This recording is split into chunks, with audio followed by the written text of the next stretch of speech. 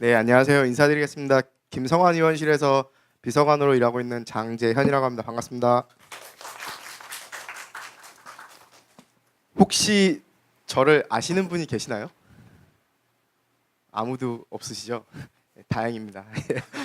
제가 처음에 강의 제안을 받았을 때 너무 다른 강사분들이 쟁쟁하신 분들이 많으셔서 저도 듣고 싶은 강의라서 왜 저한테 부탁을 하시지라는 의구심을 가지고 왔지만 그래도 열심히 준비했으니까 1시간 반 동안 한번 진행해 보도록 하겠습니다.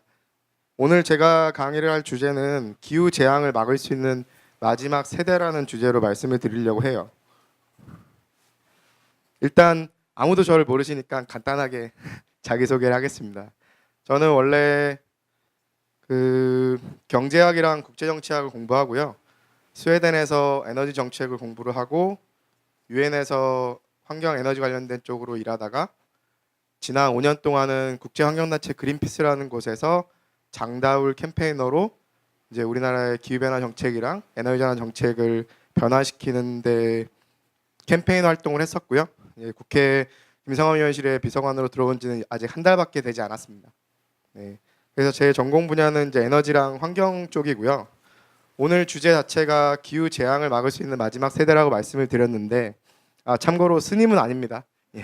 가끔 오해하시는 분들이 계셔서 네, 지금 화면에 보이시는 사진은 제가 2016년도에 문재인 대통령도 갔다 오셨던 곳이지만 네팔의 히말라야의 안나푸르나 베이스 캠프예요.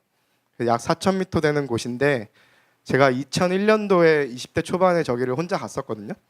근데 그때 중간에 길을 잃어갖고 죽기 직전에 히말라야에서 네팔 나무꾼을 만나 살아났어요. 그래서 돌아와서 나무꾼한테 은혜를 갚기 위해서 국내 이제 외국인 노동자분들의 인권 문제를 도와주는 그런 시민 운동을 시작을 했고 그 이후부터 시민 환경 운동을 지속적으로 해왔습니다. 그래서 왜 오늘 주제 자체가 세대를 얘기하고 있잖아요. 그래서 간단히 말씀을 드리고 싶은 부분이 있는데 저기 개인 정보를 위해서 가려놓은 분들은 저희 부모님하고 제 아내랑 제 아이 사진입니다. 저희 부모님은 저 당시에 거의 70세가 넘으셨는데 같이 4,000m까지 저랑 같이 올라가셨고 아이는 만 3살 되기 전이라서 한 40%는 자기가 걷고 60%는 제가 들쳐매고 올라갔어요. 그랬는데 20대 초반에 갈 때랑 저도 완전히 16년 만에 다시 가니까 체력이 힘들어서 매우 고생을 했었는데 왜 세대를 얘기하면서 제 가족 얘기를 하냐면 저희 아버님께서는 원자력 연구소 대덕연구단지 대전에 있는 대덕연구단지에서 원자력 연구소에서 평생을 근무하셨고요. 국내 원자력 발전을 발전시키고 이제 정착을 시키는데 평생을 바치셨죠. 저는 그런 대덕연구단지에서 자라나서 지금은 원전을 단계적으로 줄여나가면서 새로운 에너지 시스템으로 전환하는 쪽으로 제 공부도 했었고 제 직업적인 활동도 그쪽으로 계속 하고 있습니다. 어떻게 보면 대치되는 얘기잖아요. 대치되는 얘기인데 저는 그게 대치된다고 생각하지 않는 게 저희 아버님 세대 때는 우리나라가 정말 경제 발전을 위해서 에너지원이 대량의 에너지원이 안정적으로 공급되는 에너지원이 필요했었고 그 당시에 원자력 발전을 우리나라에 도입한 거는 뭐 제 입장에서 최선의 선택까지 아니더라도 상당히 현명한 선택이었죠. 그거를 통해서 저희가 70년대, 80년대, 90년대를 거치면서 경제 발전도 이루었고 또 민주화도 이루었죠. 그래서 저랑 비슷한 세대실 것 같은데 저희 세대에게는 저는 우리나라의 산업화랑 민주화 두 가지가 큰 자부심이라고 생각을 해요. 어느 한쪽도 비하하거나 어느 한쪽도 같이 절하를 할 필요는 없이 둘 다 소중한 우리 사회의 자산인 거죠. 그런 측면에서 그 당시에 원자력 발전을 추구하셨던 분들의 마음가짐과 지금 이 시점에서 저희 세대에서 에너지 전환을 추구하고자 하는 사람들의 마음가짐이 저는 같다고 생각을 해요. 내 자신과 내 가족과 우리 후손들이 어떻게 하면 더 풍요롭고 안전하고 행복하게 살 수 있을지에 대해서 고민을 갖고 있다고 생각하기 때문에 제가 아버님이 걸었던 길과 다른 길을 걷고 있지 않다고 생각을 하고 부모님께서도 그런 거를 이해를 해주셔서 제가 하는 활동들을 많이 지지를 해주십니다. 그래서 제가 태어났을 때 아버님께서 프랑스로 출장을 가신 적이 있어요. 태어나자마자 제가 한 3개월 정도 됐을 때인데 출장 가셨는데 그 당시에는 왜 조그만 카세트 테이프가 있었잖아요. 큰 거 말고 작은 것도 있었던 거 혹시 기억하시나요? 그래서 국제전화가 비싸던 시절이니까 어머니께서 제 아이 울음소리를 녹음을 해갖고 이렇게 국제 우편으로 보내주면은 프랑스에서 아버지가 눈물을 흘리면서 그걸 듣고 그 당시에 이제 한창 신혼 시절이니까 편지를 그 엽서를 계속 보내셨어요. 근데 지금도 그 집에 있거든요. 보면은 1978년도에 제가 태어났을 때 아버지가 가셨으니까 정말 예전 일이잖아요. 그 당시에 프랑스에서 동방에 아무도 알지 못하는 나라에서 와서 원자력 기술을 배우겠다고 가신 거죠.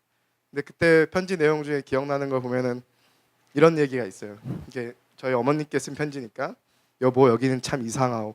사람들이 공원에서 서로 뽀뽀를 하고 있어. 뭐 이런 것들을 막 쓰시면서 너무 문화 충격을 받으신 거예요. 그런 세대에서 저는 자라났고 지금은 이런 역할을 하면서 어떻게 하면 우리 사회가 같은 마음가짐으로 더 좋은 사회로 나아갈지에 대해서 고민을 하고 있습니다. 파일이 꺼졌네요. 다시 띄워주시겠어요?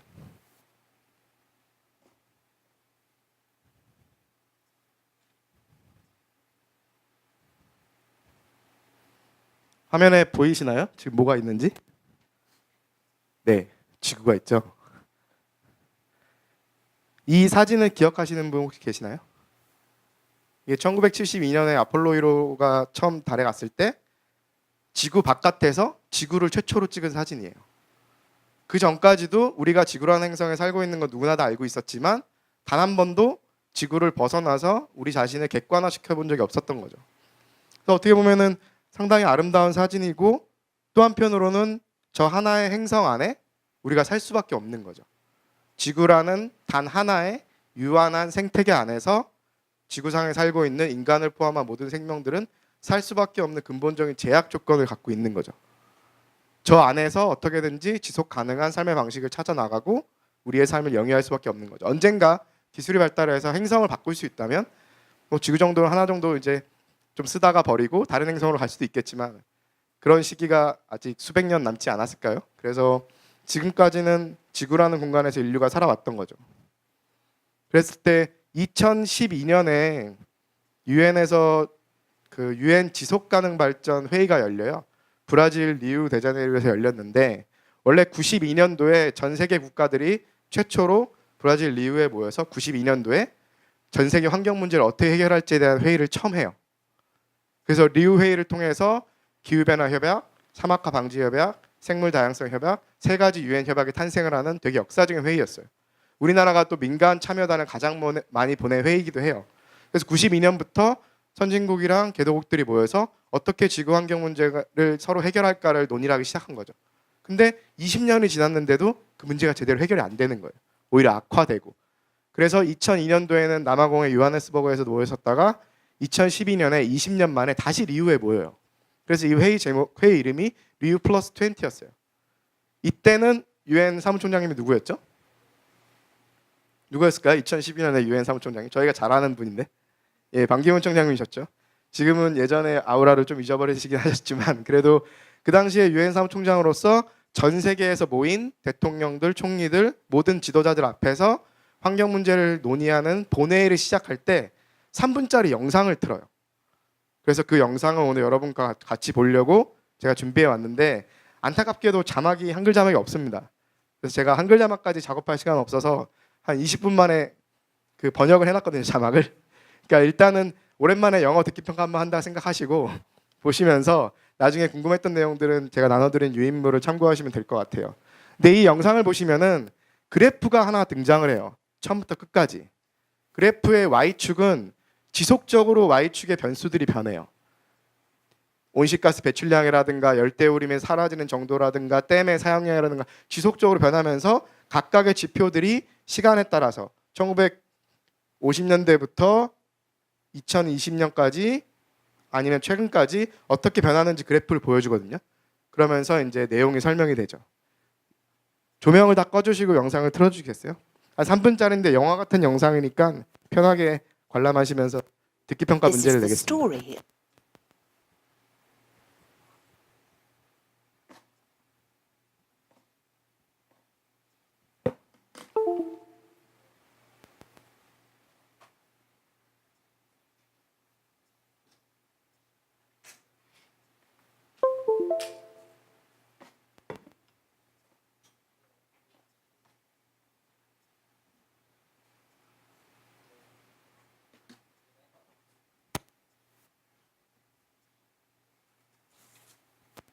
이 영상의 제목은 Welcome to the Anthropocene이라는 영상이거든요. of Anthropocene이라는 how 건 one species changed a planet.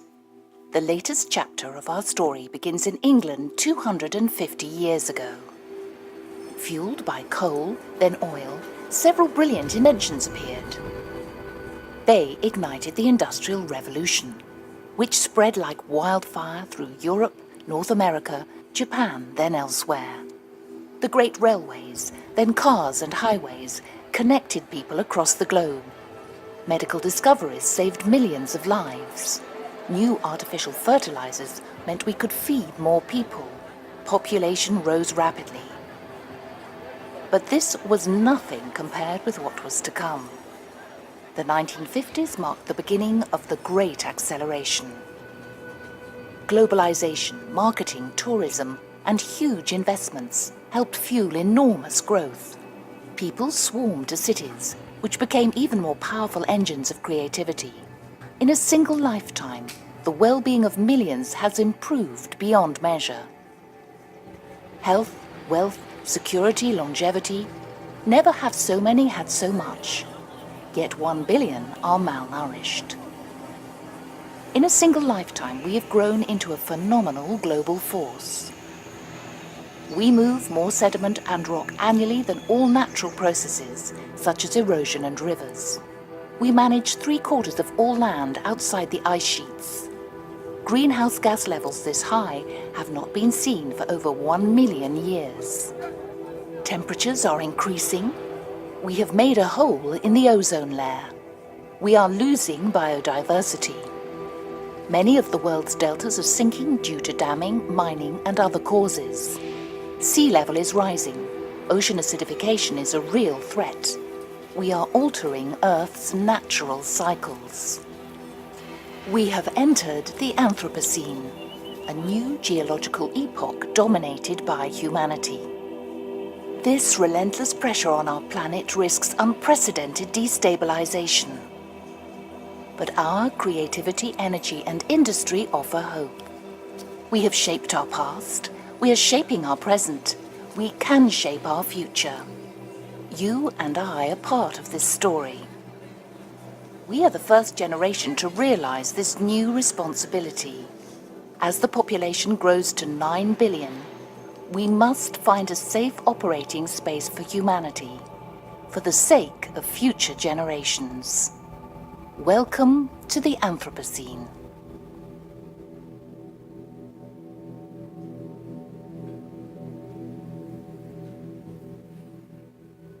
잘 들리셨나요? 제가 나눠드린 유인물을 참고하시고요. 간단히 내용을 요약을 해드리면 우리가 지금 가지고 있는 현대 문명이라는 게 산업혁명부터 정말 급속도로 발달을 하기 시작하는 거죠. 석탄의 발견, 석유의 발견, 증기기관차의 발견을 통해서 세계화가 진행되고 산업문명이 발달을 하면서 예전에 인류가 단 한 번도 겪어보지 못한 부를 누리게 된 거죠. 수명도 늘어났고요. 의학적 발견도 늘어났고 화학 비료를 쓰면서 농업 생산이 늘어나서 정말 많은 사람들을 먹일 수 있게 되었고 그러다 보니까 인구는 증가했죠. 지금 벌써 인구는 75억을 달려가고 있고 이제 얼마 안 있으면 90억까지 도달한다는 게 누구나 다 예상하고 있는 거고요.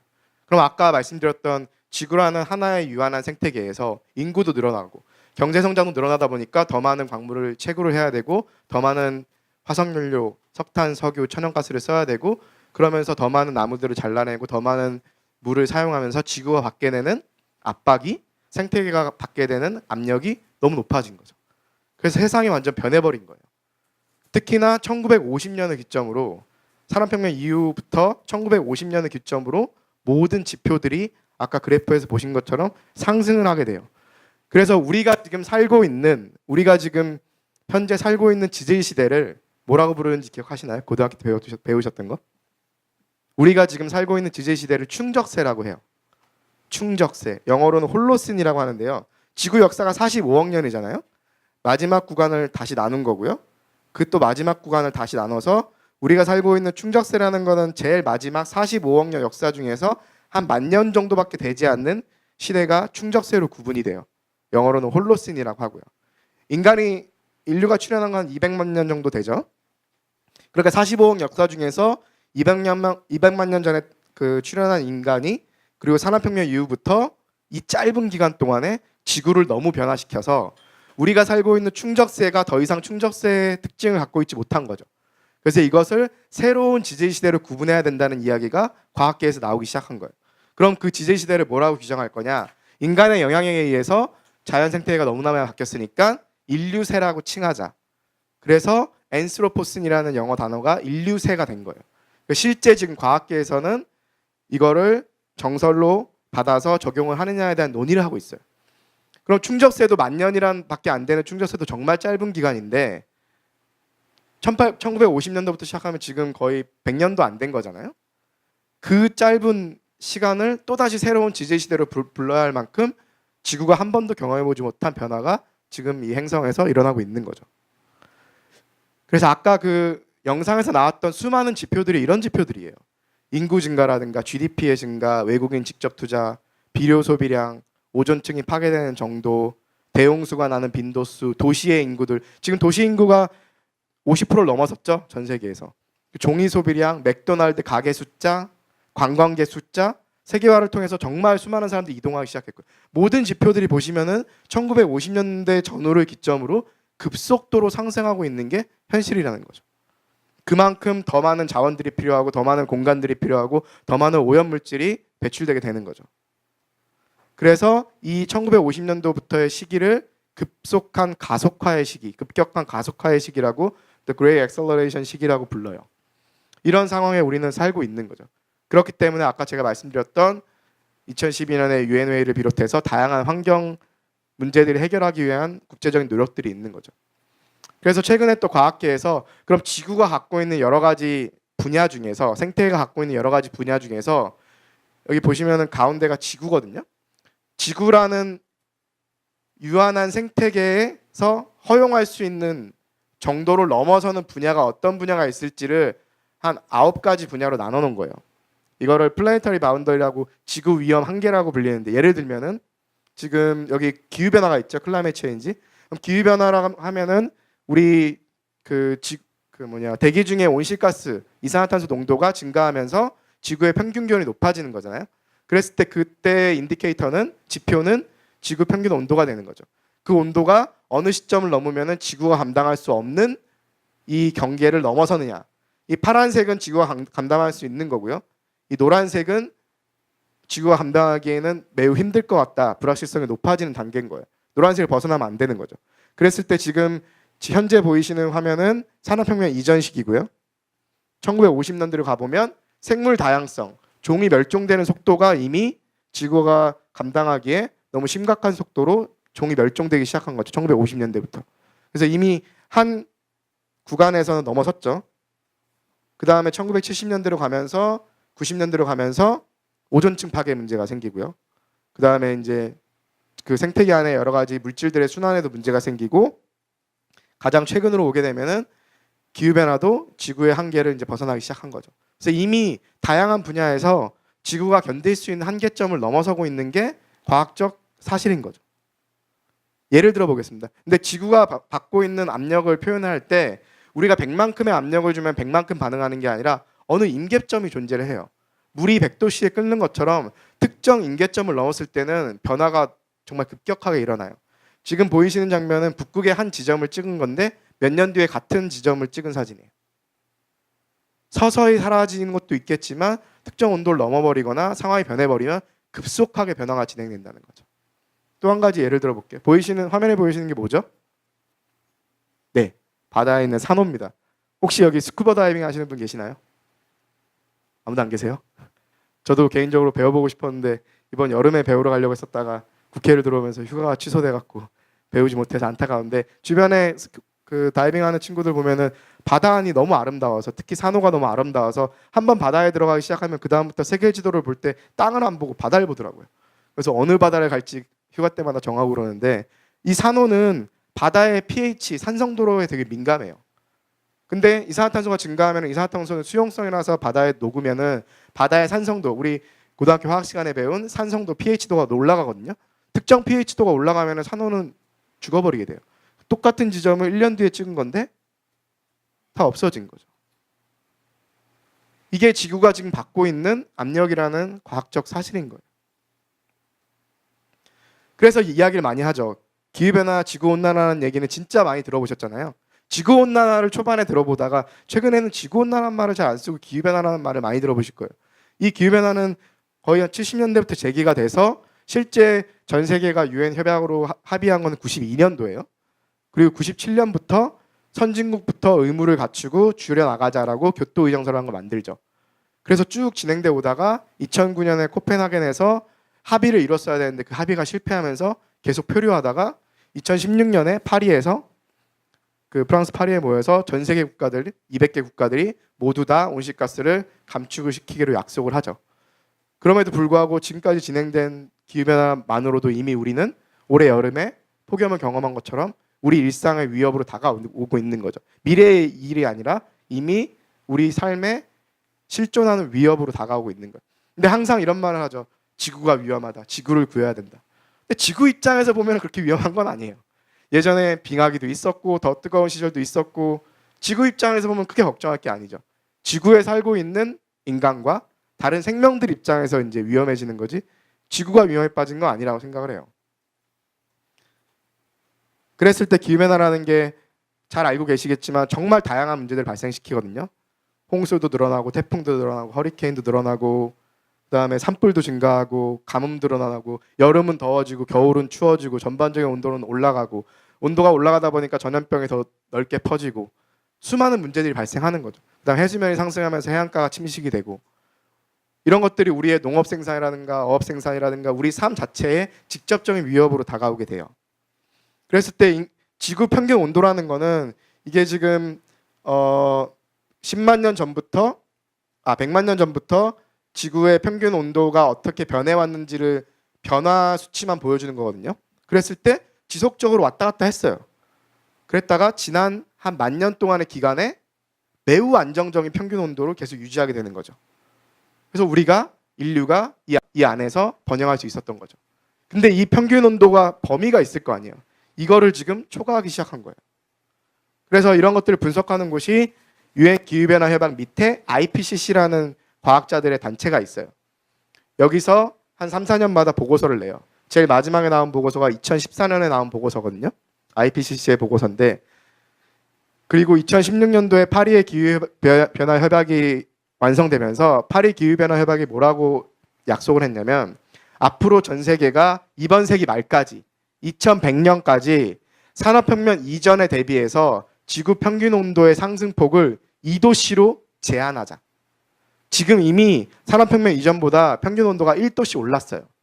그럼 2018년이니까 남은 82년 안에 추가적으로 배출하는 온실가스로 인해서 2100년까지 2도씨 밑으로 막지 못하면 정말 재앙이 올 것이다. 근데 2도씨도 불안하고 1.5도씨까지는 맞춰야 될 것 같다라고 결론을 냈어요. 2016년에. 근데 과연 그 1.5도씨가 과학적으로 무슨 의미인지에 대해서 2016년에는 정확히 분석이 안 돼 있던 거죠. 그래서 IPCC라는 과학자들의 단체한테 기후변화 협약 밑에 이 1.5도씨에 대한 특별 보고서를 작성을 하고 요청을 해요. 그래서 그 보고서가 다음 주 인천 송도에서 IPCC 총회가 열리고 거기서 채택이 돼요. 우리나라에서 열리는 매우 중요한 회의예요. 언론에는 잘 안 나오죠. 이런 부분들은. 근데 IPCC의 1.5도 특별 보고서가 다음 주에 인천 송도에서 1일부터 5일까지 회의가 열리고 8일 날 채택이 돼요.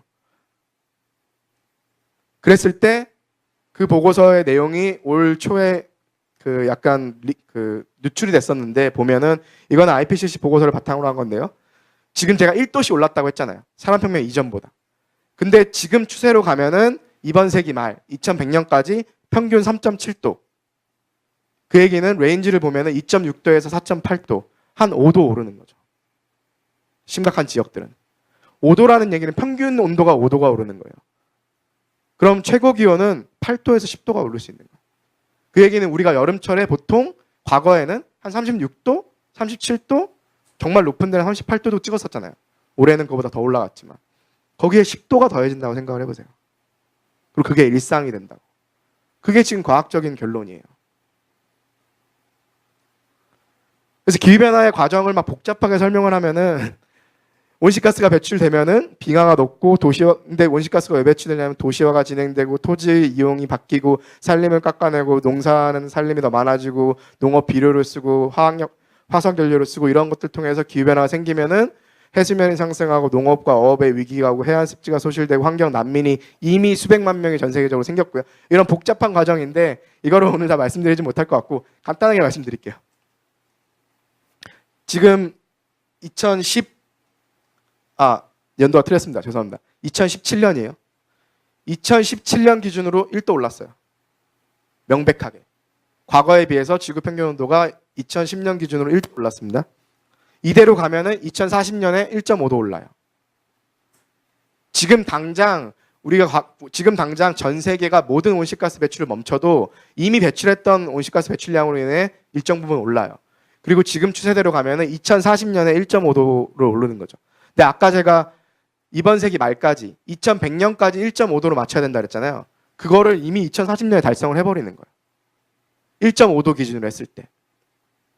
근데 2도씨 기준으로 하게 되면은 앞으로 우리가 남아있는 더 추가적으로 배출할 수 있는 온실가스 배출량이랑 인류가 얼마나 배출하는지 계산하면은 카운트다운이 되거든요. 이제 18년 정도 남았어요.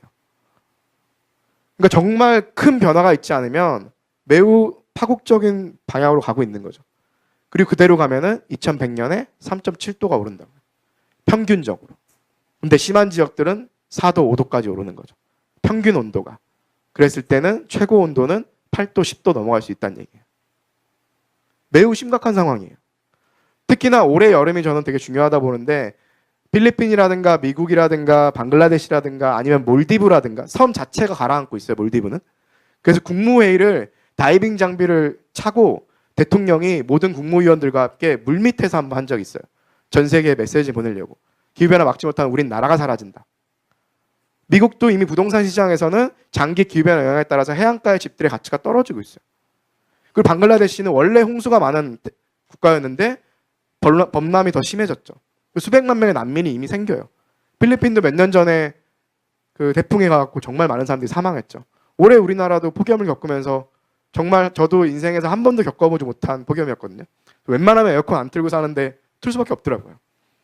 더 악순환인 거죠. 에어컨을 틀게 되면 에어컨은 전기를 돌리잖아요. 근데 우리나라의 전기는 70%가 여전히 화석연료예요. 석탄이랑 천연가스. 그럼 이산화탄소 더 배출되겠죠. 그럼 더 더워지겠죠. 그럼 에어컨을 더 틀어야 되죠. 이 악순환이 될 수밖에 없는 상황으로 가는 거죠. 그래서 우리나라 국립기상과학원에서 예측을 한 건데 1900년도부터 최근까지 여름철에 온도가 변했던 변동폭을 보여주는 거예요. 그럼 항상 이 점선 아래로 변동폭이 있었던 거죠. 근데 이미 2017년 이제 지나고 한 2030년이 되면 그 변동폭을 아예 벗어나 버리면서 나중에는 2100년이 가게 되면 변동폭이 제가 아까 말씀드린 것처럼 최대한 8도, 10도 이상. 그 얘기는 우리나라가 원래 한 38도가 최고였다면 여름에 48도가 된다는 얘기예요.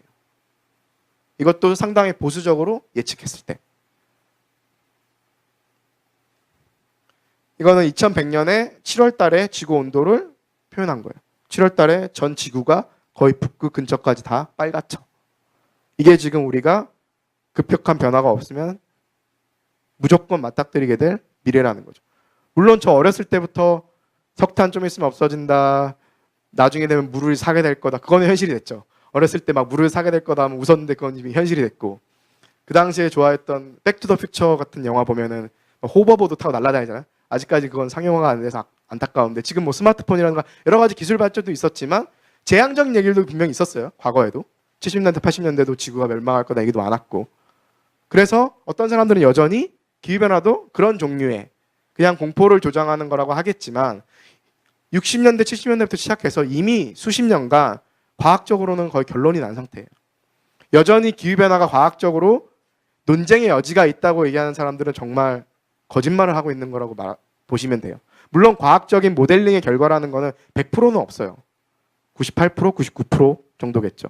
근데 이미 기후변화가 인간의 활동에 의한 온실가스 배출로 인해서 진행되고 있다는 건 명백한 과학적 사실이고 이대로 갔을 때 이런 변화들이 나온다는 거는 우리가 어쩔 수 없이 받아들여야 되는 상황인 거죠. 그러면 이게 1도 올랐는데 4도까지 오르는 거를 두고 볼 것이냐? 바꿔야죠.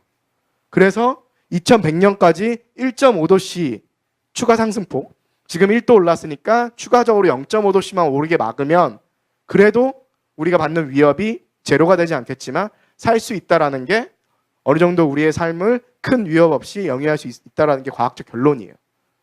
그럼 이제 0.5도씩 남은 거예요. 근데 10년마다 지금 0.2도씩 오르고 있거든요. 그러니까 지금 우리가 영위하는 생활 방식을 바꾸지 않으면 30년 지나면은 1.5도 이제 올라 버리는 거예요. 그러니까 2040년이면 된다는 거죠. 그래서 레오나르도 디카프리오가 기후변화에 정말 많은 발언을 하는 또 사람 중에 한 명인데 유엔에 가서 연설도 하고요. 오늘 강의의 제목이 라스트 제너레이션, 마지막 세대라는 것도 여기서 따왔어요. 우리가 기후변화가 진짜 심각한 상황으로 가기 전에 막을 수 있는 여지를 여전히 갖고 있는 마지막 세대라는 거죠. 이거는 레오나르도만 얘기한 게 아니라 반기문 사무총장님도 얘기했어요. 우리가 기후변화의 최악의 상황을 막을 수 있는 기회를 가진 마지막 세대다. 이건 과학적 사실이고요. 그리고 결국 오바마도 미래 세대를 위해서 지금 이 시점에서 우리 인류가 가장 집중해야 되는 문제가 기후변화라고 얘기를 했고요.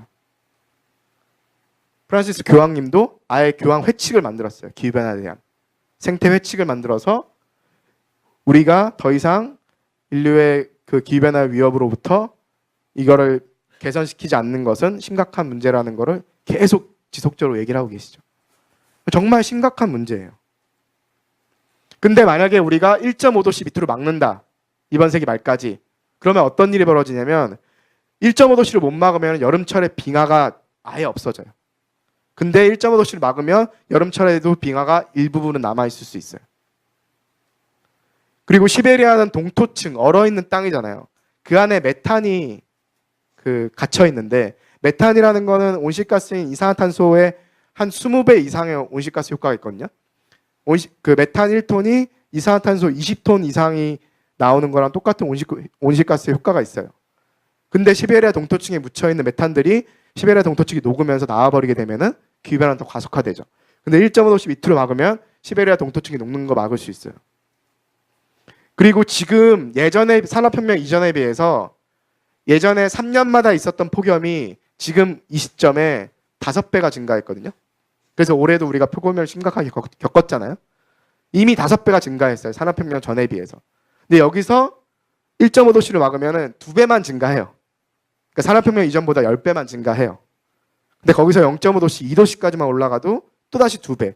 산업혁명 이전보다 20배가 증가하는 거죠. 그 얘기는 올해 우리가 겪었던 폭염이 4배로 증가한다는 얘기예요. 2도씨까지 막으면. 근데 지금 이대로 가면 아까 제가 4도씨라고 그랬잖아요. 매우 심각한 상황인 거예요. 제가 여기서 여러분들을 겁을 주고 공포심을 조정해서 남는 게 없지 않겠습니까? 근데 정말 심각한 상황이에요. 저는 이거 전공을 했으니까 20년 전부터 들어왔던 얘기인데 지금은 정말 심각한 상황까지 가고 있어요. 그리고 아까 제가 산호가 pH도에 민감하다고 그랬잖아요. 1.5도 넘으면 전 세계의 산호가 다 없어져요. 근데 1.5도로 막으면 한 30% 살릴 수 있대요. 70%는 없어지는 거고. 산호가 없어지면 물고기들이 알을 거기 낳잖아요. 지금 남핵이랑 혼핵으로 인해서 이미 어족 자원량이 줄어들고 있는데 산호가 없어져 버리면 그게 어떤 세상일지에 대해서는 우리는 상상하기 힘든 거죠. 이거는 제가 쉬운 것들만 갖고 온 거예요. 나머지는 되게 어려운 과학적인 얘기들이라서 되게 쉽게 이해할 수 있는 산호를 일부 살릴 수 있다. 다 없어지지 않는다. 그리고 해수면 상승을 10cm 정도 낮출 수 있어요. 그리고 결론적으로 수백 가지 얘기들이 있는데 오늘 쉬운 것만 갖고 갈까요? 결론적으로 쉽게 설명하면은 1.5도씨로 막으면 적응하면서 어느 정도 할 수 있다는 얘기예요. 근데 1.5도씨 밑으로 못 막으면은 정말 심각해지는 거죠. 그래서 기후변화에 있어서는 감축과 적응이 중요하거든요. 감축은 온실가스 배출을 줄이는 거고 지금 당장 전 세계가 온실가스 배출을 하지 않더라도 이미 배출된 걸로 인해서 1도 올랐고 과거에 지난 10년 동안 배출된 걸로 인해서 이미 오르고 있으니까 적응을 해야 되는 거예요. 우리가. 지금 제주도에서는 기후변화가 뭐 나쁜 것만 있는 거 아니겠죠? 제주도에서도 망고라든가 요즘 부산 인근에서도 남해 쪽에서도 망고라든가 이런 걸 키우는 곳들이 생겼는데 그만큼 온도가 올라간 거예요. 그러니까 예전에 무슨 도시 하면 어떤 과일이 유명했던 북방 한계선들이 다 올라오고 있는 거죠. 그래서 적응을 해야 되는 거예요. 새로운 농업이라든가 새로운 어업이라든가 우리가 여름에 폭염이 오는 걸 당연하게 받아들여야 되고 겨울에 한파가 오는 걸 당연하게 받아들여야 되고 예전보다 더 센 태풍과 허리케인이 오는 거를 당연하게 받아들이고 거기에 대한 대비를 해야 되는 거죠. 그럼 기상 예측 능력을 강화를 시키고 안전장치를 강화를 시키고 이런 것들이 적응에 들어가는 거예요. 그랬을 때 전 세계 200개 국가 중에서 누가 감축을 먼저 해야 될 것인가? 이게 되게 중요한 화두였죠. 지난 20년간은. 그래서 감축 측면에서 보면은 전 세계, 이거는 2010년 자료라서 지금 전 세계 1위는 중국이에요. 총량으로 봤을 때. 2위는 미국, 3위가 인도, 4위가 러시아, 5위가 일본, 6위가 독일, 7위가 총 배출량으로 한국이에요. 한국은 전 세계적으로 온실가스를 매우 많이 배출하는 국가예요. 근데 1위인 중국이나 인도는 여전히 할 말이 있어요. 왜냐? 1인당 배출량은 7톤이나 2톤밖에 안 되고 미국은 16톤인 거예요. 그럼 중국이랑 특히 인도는 우리가 인구가 많아서 그렇지 니네가 훨씬 많이 내뿜잖아. 니네가 더 많이 줄여. 이걸로 지난 20년 동안 싸워온 거예요. 유엔에서. 근데 더 이상 그 싸움이 이제 의미가 없는 게 어차피 이대로 가면 같이 공멸이에요. 개도국도 줄여야 되고 선진국은 더 많이 줄여야 되죠. 근데 우리나라를 보세요. 우리나라는 총량도 7위지만 1인당 배출량이 그동안 그래도 많이 줄여온 일본, 독일 아니면은 여기 영국이랑 프랑스는 없군요. 일본이랑 독일이 우리보다 GDP도 많고 훨씬 잘 살잖아요. 근데 우리나라 사람들 한 명이 내뿜는 온실가스가 이미 일본과 독일을 추월했고 프랑스랑 영국도 다 추월했어요. 그러니까 감축에 대한 책임이 한국에 있다고요. 예전에는 핑계가 있었어요. 아니 니들은 산업혁명부터 발달했고 우리는 70년대부터 발전하기 시작해서 이제 좀 살아보려고 하는데 왜 우리가 니네랑 같이 줄여야 돼라는 얘기를 했었어요. 20년 전에는. 근데 지금은 그렇지 않아요. 1850년도부터 지금까지 국가들이 그 배출한 누적 배출량 순위를 봐도 한국이 12에서 15위 사이예요. 200개 국가 중에서 누적 배출량으로 봐도 그만큼 책임이 있는 거죠. 이거는 온실가스 배출량에 따라서 지도를 바꿔본 거예요. 그러면 우리 조상들이 그렇게 고대에 맞지 않았던 세계의 중심으로 한국이 떠오르죠. 동방의 작은 나라가 더 이상 아니라. 근데 이건 좋지 않은 영향인 거죠. 몇 년 전에 전 세계적으로 기후변화, 각 국가들의 기후변화 정책을 추적하는 독립적인 연구소에서 전 세계 4개 기후 악당 국가를 발표했거든요. 악당 국가, 불량 국가 하면 왜 북한, 이란 이런 데 생각나잖아요. 4개 기후 악당 국가에 우리가 들어갔고요. 우리가 1위였어요. 그럼 적응은 누가 해야 될까? 누가 더 피해를 많이 받냐면 기후변화는 피해가 공평하지가 않아요. 남반구 국가들, 아프리카, 동남아시아 이쪽 국가들이 훨씬 더 많은 피해를 받아요. 기후변화로 인해서.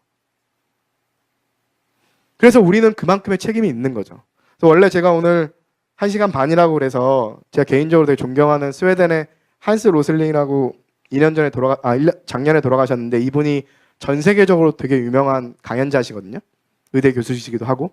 근데 이분이 더 매직 워싱머신이라고 마법 세탁기라는 정말 탁월한 강연을 한번 하신 적이 있어요. 그래서 오늘 9분짜리라서 보여드리려고 했는데 1시간이라고 하시면 일단은 스킵하고 나중에 질의응답이 적으면 그때 보여드릴게요. 근데 결론은 뭐냐면 전 세계 국가들이 똑같이 살 수는 없잖아요. 저도 지금 민주당의 비서관이지만 개인적으로 노회찬 의원도 되게 존경하는데 그 노회찬 의원께서 예전에 그런 말씀하신 적이 있어요. 옆에서 소고기 먹고 있는데 그 옆에서 라면 먹고 있으면 돼지고기 먹으면서 백반 정도는 먹을 수 있게 해주는 우리가 바라봐야 되는 세상 아니냐. 저는 그게 너무 마음에 와닿았어요. 전 세계가 미국처럼 살 수는 없잖아요. 불가능하고요. 전 세계가 한국처럼 살 수는 없죠. 그래도 같이 살 수 있는 방안을 찾아야 되는 거죠. 그런 측면에서 이 마법의 세탁기라는 영상이 정말 탁월해요. 유튜브에 쳐보시고요. 자막도 나오거든요. 한글 자막. 한번 보시면 좋을 것 같아요. 거기서 얘기하는 핵심 내용이 전 세계에 지금 70억 인구가 있다고 봤을 때 10억은 비행기를 타고 사는 사람들이에요. 그리고 10억은 세탁기를 써요. 30억은 전기 정도는 써요. 20억은 여전히 땔감으로 사는 사람들이에요. 근데 70억 인구에서 이제 늘어날 거잖아요. 90억으로. 근데 이 70억 인구가 쓰는 에너지 단위를 12개라고 했을 때 그 12개 중에서 6개는 잘 사는 나라들이 써요. 그 다음 2개는 세탁기 정도 쓰는 나라들이 쓰고 그 다음 전기 쓰는 나라들이 3개, 마지막 20억은 그거를 반쪽 잘라서 나눠 쓰고 있는 거죠. 근데 이 에너지가 대부분 다 화석연료거든요. 이걸로 기후변화가 일어나고 있는 거예요. 근데 인구는 증가해요. 개도국들은 경제 발전을 더 이루어야 돼요. 인도는 더 잘 살게 될 거고 방글라데시나 에티오피아도 더 잘 살게 될 거예요. 그걸 막을 수는 없어요. 사다리 걷어차기라고 하잖아요. 우리가 잘 살게 됐다고 해서 니네는 쫓아오지 마라고 할 수 없는 거죠. 중국과 인도는 계속 발전을 더 할 거고요. 그랬을 때 인구는 이제 90억으로 늘어났어요. 그죠? 90억으로 늘어났고 아까 전후 화면에 비해서 마지막 비행기 타는 사람들이 10억이 늘었죠. 그 다음에 세탁기 쓰는 사람들이 20억이 늘었고요. 전기를 쓰는 사람들이 10억이 늘었고요.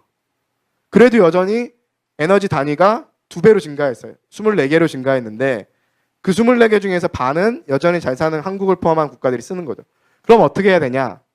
에너지 수요 관리라든가 효율화를 통해서 에너지가 필요 없게 만드는 걸 해서 4개를 줄이고 나머지 6개를 재생가능에너지 공급하고 여기도 3개 정도를 재생가능에너지 공급하면 오히려 2010년에 12개 쓰던 때보다 2050년에 9개 쓰면서도 이 90억의 인구가 20억은 비행기 타고 30억은 세탁기 쓰고 40억은 전기 쓸 수 있다라는 얘기인 거예요. 그게 우리가 가야 되는 방향이고요.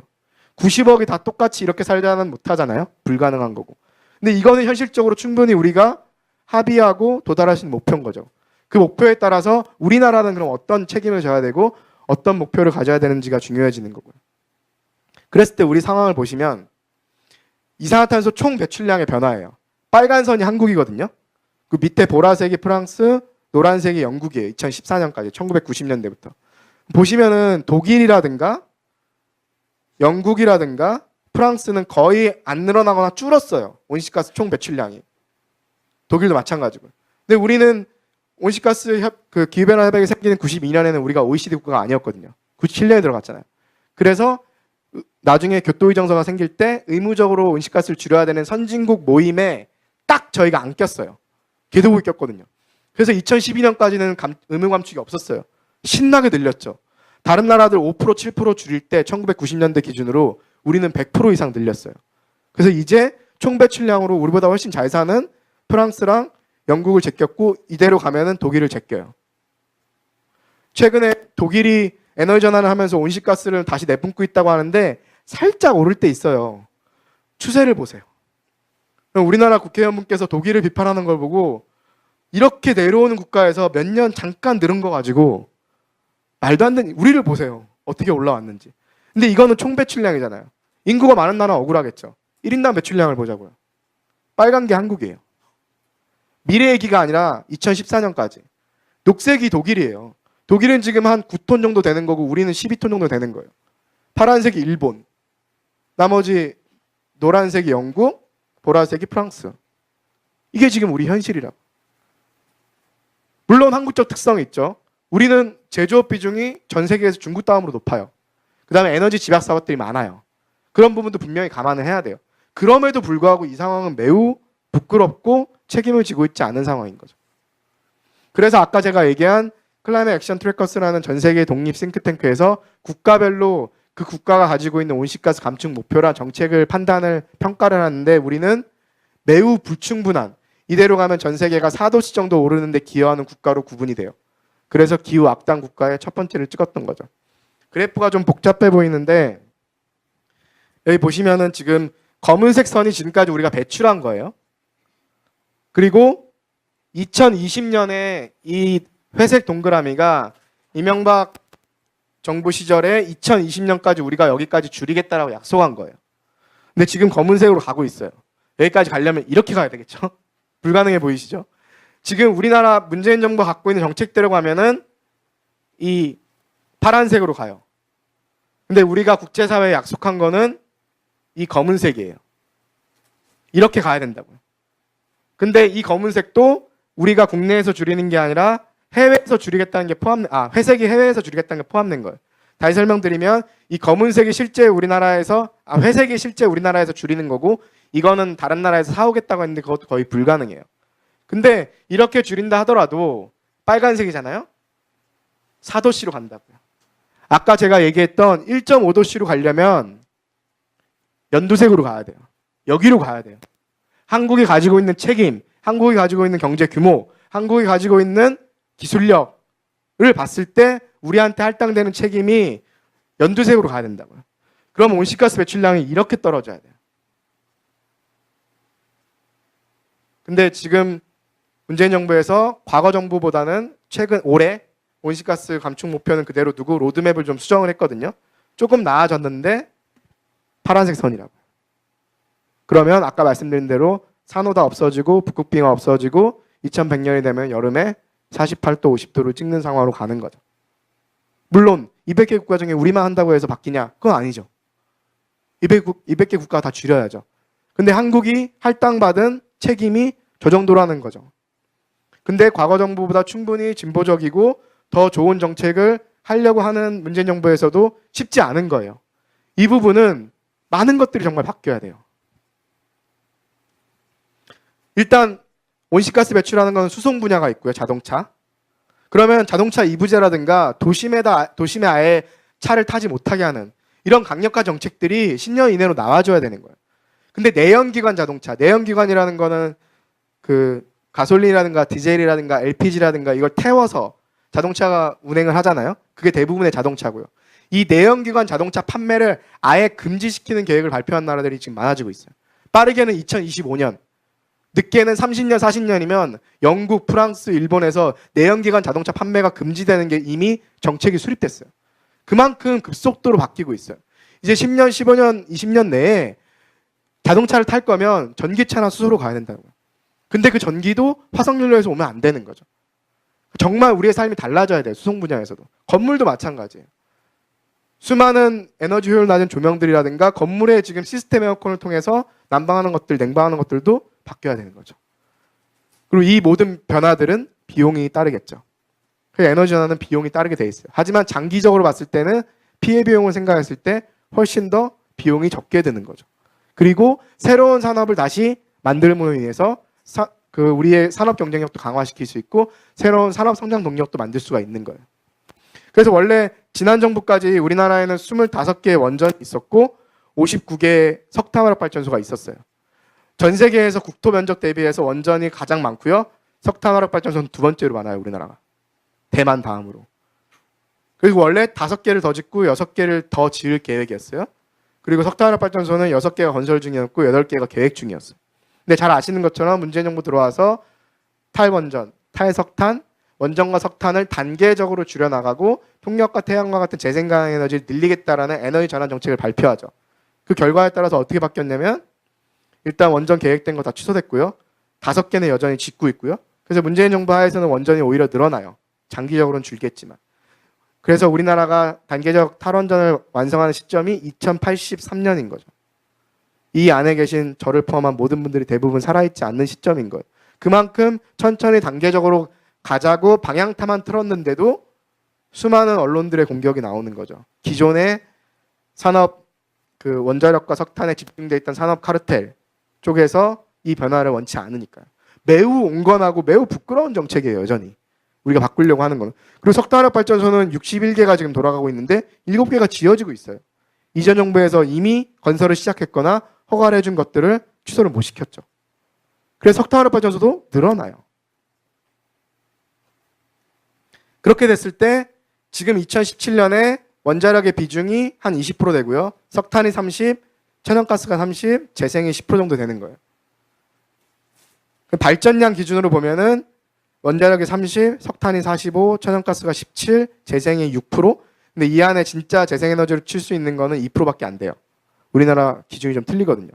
그거를 2030년에 재생을 풍력 태양광 기준으로 20% 늘리겠다는 정책을 지금 피고 있는 거예요. 여전히 2030년이 돼도 석탄이 41%고 원자력 24%에 천연가스가 15%인 거예요. 그럼 아까 얘기한 1.5도씨는 고사하고 3도씨도 못 맞춰요. 근데 그것도 엄청난 변화인 거죠. 우리 사회에는. 그동안에 이런 변화나 논의들이 없었으니까.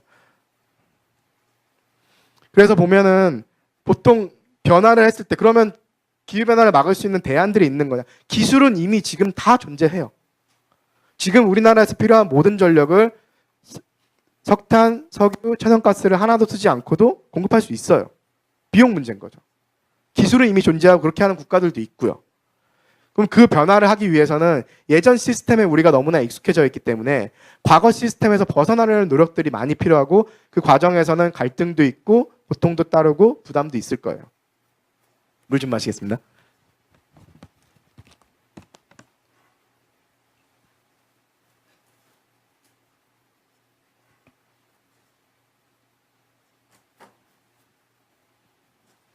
그래서 변화가 힘든 것은 새로운 아이디어를 생각해내는 게 힘든 게 아니라 기술이 없어서가 아니라 대안이 없어서가 아니라 기존의 틀에서 벗어나는 게 너무 힘들어서 그래요.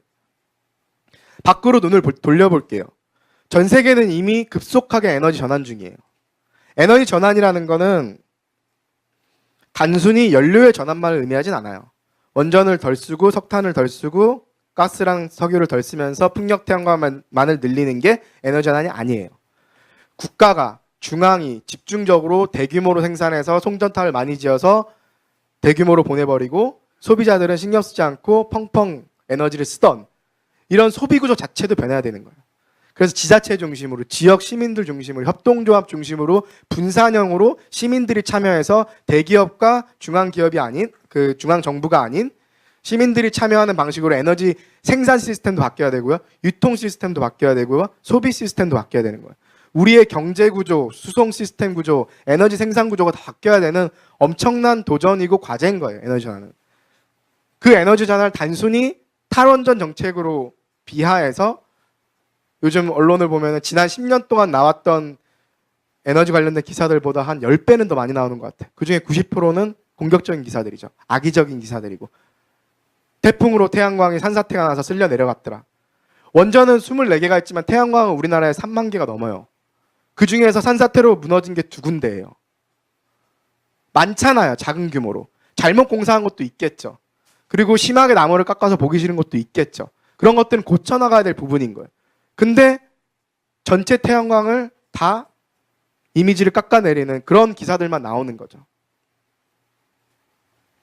전 세계를 보시면은 전 세계의 재생에너지 비중은 전력 생산의 27%인데 수력을 빼면 한 10% 정도 돼요. 수력은 전통적인 에너지니까. 태양광은 이렇게 증가하고 있어요. 2017년까지. 정말 빛나는 성장. 풍력도 바람같이 증가하고 있어요.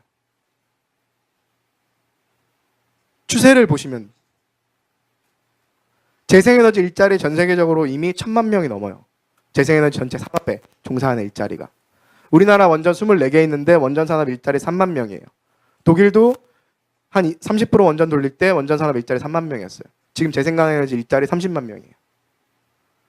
새로운 일자리를 창출하면서 새로운 세상이 열릴 수 있는 새로운 산업 경쟁력을 가져올 수 있는 도전과 과제라고요. 원전과 재생에너지 전 세계 추세를 볼게요.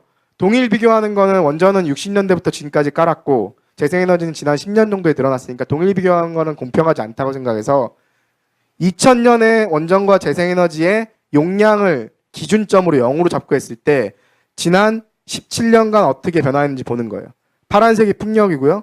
노란색이 태양광이고요. 빨간색이 원전이에요. 경쟁이라고 보이시나요? 그러면 이거 설비 용량이니까 원전은 설비 용량 대비 한 80% 전기 생산이 가능하고 태양광 같은 경우는 15에서 20, 풍력은 한 20에서 25. 다른 에너지원인 거예요. 효율이 같진 않아요. 그러면 발전량으로 비교해보면 1998년도에 원자력 발전이 전 세계에서 발전하는 양, 태양광과 풍력이 발전하는 양을 기준점으로 삼고 지난 17년 동안의 원전의 발전량, 후쿠시마 때 확 꺾이죠. 회복하고 있지만 낮아요. 근데 풍력과 태양광의 발전량은 이미 넘어선 거죠. 경쟁은 이미 끝났어요. 전 세계 원전 산업은 사양하고 있어요. 석탄도 사양하고 있어요. 더 이상 짓지 않겠다고 약속한 국가들도 많아요. 이 방향으로 다 가고 있는 거라고요. 그리고 그 기업에서 쓰는 기업의 생산 과정에서 소비 과정에서 유통 과정에서 제품을 유통하는 과정에서 쓰는 모든 에너지들을 특히나 생산 과정에서 필요한 모든 에너지들을 100% 재생산 에너지를 쓰겠다고 약속한 기업들이 140개가 넘었어요. 여러분들이 대부분 다 아는 기업들인 거죠. 이미 구글과 애플은 거의 100%를 재생산 에너지로 공급받고 있어요. 공급 업체들한테도 100% 재생산 에너지로 제품 만들어서 우리한테 부품 공급해라고 요구하고 있어요. 세상은 바뀌고 있어요. 시장은 바뀌고 있고 투자가 바뀌고 있어요.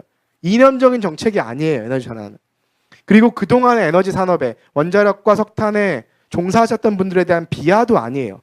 그분들은 그 시대에 맞는 시대의 과제를 달성하신 거고 우리는 새로운 시대의 과제를 달성해야 되는 시점으로 나아가는 거죠. 그래서 애플은 지구 환경을 지키기 위해서 기후변화를 위해서만 하는 거 아니에요. 비즈니스적으로도 이게 좋기 때문에 하는 거예요. 예전에 삼성이랑 애플이랑 서로 소송 걸었었잖아요. 그때 애플이 우리나라에는 국민정서를 고려해서 광고를 안 냈는데 호주에 냈던 광고예요. 이런 거는 좀 베껴가도 돼 라고 광고를 낸 거예요. 서로 베꼈다고 서로 싸우고 있는 상황이었으니 삼성을 약간 비하하는 그런 공격하는 광고였던 거죠. 우리 태양광 이렇게 깔고 재생에너지 100%로 달려가고 있거든. 니네 이런 건 베껴가도 돼 라고 한 거예요. 그리고 올해 삼성전자는 한국 기업이 아니잖아요. 글로벌 기업이잖아요. 올해 삼성전자가 북미와 중국과 유럽에서 2020년까지 삼성전자의 생산 과정에서 필요한 모든 에너지를 100%를 재생산 에너지 공급하겠다고 선언을 했어요. 8월 달에. 북미랑 유럽이랑 중국은 가능해요. 왜냐하면 삼성전자가 그렇다고 태양광과 풍력을 다 깔아서 공급하는 게 아니라 그거를 생산한 업체들한테 받을 수 있어요. 그 권리도 살 수 있고. 근데 우리나라는 그게 안 되니까 한국에선 자체적으로 삼성전자가 깔기로 했어요. 근데 그 양은 미미하죠. 이런 변화가 한국 기업들에도 이제 발생하고 있다고요. 근데 우리나라는 국토도 좁고 제조업 중심에 인구도 많은데 태양광 풍력 어디다 깔겠어? 산 다 깎아야 되는 거 아니야? 서울시의 몇 배 면적이 필요한 거 아니야? 이런 루머들이 돌아다니죠. 다 페이크 뉴스예요. 우리나라 국토가 좁아서 재생산을 이제 할 수 없다고요? 이런 것들 보면 맞는 것 같죠. 우리는 저런 사막이 없잖아요.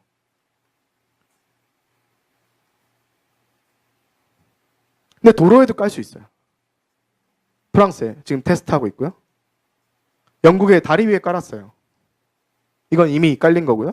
이건 대만의 운동장이에요. 이게 다 태양광이에요. 이건 애플 사옥이에요. 100% 재생가능으로 운영이 되죠. 위에가 다 태양광이에요. 미래 얘기가 아니라 현재 존재하고 있는 거예요. 이것도 아마 월마트 건물이고요. 구글 사옥이에요. 이미 존재하고 있다고요. 여러 가지 방법들이 있는 거죠. 그 다음에 농토를 밀어버리고 태양광을 깐다? 저부터 반대하겠어요. 농업도 중요하잖아요. 근데 병행할 수도 있어요. 농작물에 따라서 태양빛이 다 필요하지 않거든요. 예를 들어서 인삼 같은 건 막아줘야 되잖아요. 근데 벼농사도 위에 태양광을 병행을 시키면은 소출이 한 20% 줄어요. 근데 소출은 20% 주는데 전기 농사를 지어서 그 수익이 오히려 그 쌀농사 소득보다 높은 거예요. 일본은 이 방향으로 가고 있고요. 우리나라 지금 문재인 정부도 영농 병행, 농업이랑 태양광을 병행할 수 있는 방향으로 가려고 해요. 이 부분에는 농림부라든가 농민들과 협의도 필요하겠죠. 왜냐하면 우리나라에서의 쌀농사와 농업의 가치는 중요하잖아요. 그래서 절대 농지를 뭐 푼다 만다 이런 뉴스들도 본 적이 있으실 텐데 같이 공존할 수 있다고요. 그리고 저 개인적으로는 수상 태양광도 좋다고 생각하는데 이쁜 저수지에 미간을 친다고 싫어하는 분들도 계세요. 근데 그거는 사회적으로 합의를 이루어야 될 부분이라고 생각을 해요. 근데 원칙은 있는 것 같아요. 재생에너지로 가기로 했으면 정말 작은 규모로 많아져야 돼요. 그러면 우리가 내 주변에 있는 땅, 저런 저수지, 그 다음에 생태적으로 중요한 산 말고 생태적으로 중요하지 않거나 이미 황폐화됐거나 염전이라든가 간척지라든가 이런 부분에도 절대 깔면 안 돼. 그러면 예전에 우리가 갖고 있던 시스템, 원전이랑 석탄을 대규모로 서울에서 멀리 깔아서 그 주변의 주민들은 고통을 받고 송전탑을 통해서 밀양과 청도의 주민들이 고통을 받고 그런 것들을 그 사람들 다 감내하라고 난 서울에서 전기만 쓰겠다. 그러면서 대량으로 싸게 공급하는 게 좋아. 그럼 그 방향으로 가야죠. 근데 재생에너지 100%로 가려면 그만큼의 사회적으로 합의도 필요하고 부담과 비용도 따르는 거죠. 그리고 아예 태양광 패널 자체가 검은색이 아니라 저렇게 투명하게 해서 유리창에 쓸 수 있는 이런 방식도 지금 개발이 되고 있고요. 그리고 우리는 삼면이 바다잖아요. 해상풍력은 한국에 매우 무궁무진한 잠재성을 갖고 있어요. 영국에서는 이미 해상풍력이 원전의 경제성보다 40% 싸요. 거의 반값으로 떨어졌어요. 우리나라가 삼면이 바다인데 해상풍력 이용하지 못할 거냐. 충분히 우리가 관심 가질 수 있는 분야인 거죠. 대만이 오히려 앞서가고 있어요. 대만도 섬이잖아요. 그래서 우리나라의 풍력업체가 대만에다가 최근에 공장을 짓기로 결정을 했어요. 아쉬워요. 한국에 지어서 일자리도 창출하면서 우리나라의 풍력산업을 성장시켰으면 좋았을 텐데 풍력산업은 조선산업이랑 많이 겹쳐요. 우리나라가 예전에 조선산업 시작했을 때 제가 공부했던 스웨덴의 남쪽에 보면 말메라는 곳이 있어요. 원래 조선업으로 유명했던 곳이에요. 거기에 대형 크레인을 우리나라가 1달러 주고 뜯어왔거든요. 그 말메 사람들이 울었어요. 자기들의 상징이었던 조선업이 없어지니까. 근데 스웨덴은 그 기점으로 서비스 산업이라든가 4차 산업이라든가 재생에너지 산업을 발전시켜서 말메는 지금 훨씬 더 잘 살고 풍요로운 도시가 됐어요. 한국도 조선업을 통해서 발전했잖아요. 조선이 지금 다시 어렵잖아요. 우리도 조선업과 풍력산업은 겹쳐요. 기술들이 많이. 미리미리 투자해서 준비했으면 지금 오히려 앞서 나갈 수 있는데 이제 늦었지만 지금도 충분히 쫓아갈 수 있다고 보는 거죠. 그럼 저건 다 외국 이야기 아니냐? 우리나라에서 안 되는 거 아니냐? 우리나라에도 간척지라든가 아파트 베란다 태양광도 서울을 중심으로 많이 늘어나고 있죠. 저희 집에도 깔아놨고요. 그리고 그 농사를 짓지 않는 땅들 중에서 그 다음에 충분히 사람들이 많이 살지 않는 풍력 발전이 소음이 개인적으로는 크다고 생각하지 않는데 싫어하시는 분들도 계시니까 사람이 살지 않는 곳에 충분히 할 수 있는 곳들도 있고요. 그리고 아까 보신 것처럼 건물에 하는 게 정말 좋죠. 근데 우리나라의 제로 에너지 주택단지가 노원구에 작년에 오픈을 했어요. 이거는 지을 때부터 패시브 기술로 지어서 원래 건물에서 필요한 에너지의 60%를 다운을 시켜요. 나머지 40%를 지열과 태양광으로 공급을 시켜서 제로가 되는 거예요. 혹은 마이너스까지 가요. 그러면 전력 제품들만 쓰면 되는 거예요. 급탕, 난방, 냉방, 환기 여기에 쓰이는 에너지가 다 재생산 에너지와 디자인 자체로 커버가 되는 거죠. 이거를 하신 분이 그 당시에 노원구청장이던 김성환 의원이시고 기후변화랑 이런 에너지 전환에 관심이 많으셔서 제가 그 사무실에서 이제 비서관으로 일을 하게 된 거예요. 실제 지었어요. 이렇게 임대주택 단지를 100% 패시브하우스로 지어갖고 제로에너지 주택단지를 노원구에서 지금 운영을 하고 있어요. 가능하다고요. 그래서 지금까지 우리나라 사회가 대량 생산, 대량 소비를 통해서 온실가스를 많이 배출하고 환경과 경제가 전적으로 분리되어 있고 화석연료 기반의 사회였다면, 그 악순환이 있었다면 이제 재생에너지 기반 사회에서 자원을 순환시키는 생산과 소비 시스템으로 가야 되고 저탄소 산업과 에너지 효율화 산업을 키우면서 환경과 경제를 통합시키는 선순환 구조로 가야 되는 거죠. 매우 어려운 도전이고 3, 40년 걸리는 도전인데 이제 시작한 거예요, 한국에서. 이 도전을 제대로 완수하지 못하면은 아까 초반에 얘기했던 기후변화의 피해를 우리가 전 세계에 있는 사람들과 함께 받게 되는 거죠. 그래서 그만큼 중요한 과제이기 때문에 지금 세대, 특히 20, 30대, 40대 앞으로 3, 40년, 50년을 살아가야 되는 세대가 가장 관심을 가지고 적극적으로 지원하고 관심을 가지고 변화에 참여하는 그런 것들이 필요할 것 같습니다. 뒷부분은 이제 자세하게 그러면 각 부문별로 어떤 기술들이나 정책들이 있을까인데 오늘 이제 시간이 이제 다 돼서 질의응답도 받아야 되니까 여기서 맞추기로 하는데 마지막으로 보여드릴 게 그럼 결국에는 2050년이나 그 이후가 지나면 100% 재생가능 시스템을 가야 돼요. 100%. 과연 가능할 것인가? 이미 도달해본 국가들이 있어요. 일정 시점이지만. 덴마크 2015년 7월에 한 시점, 1년이나 한 달이 아니에요. 한 시점에 필요한 모든 전력 수요를 140% 찍었어요.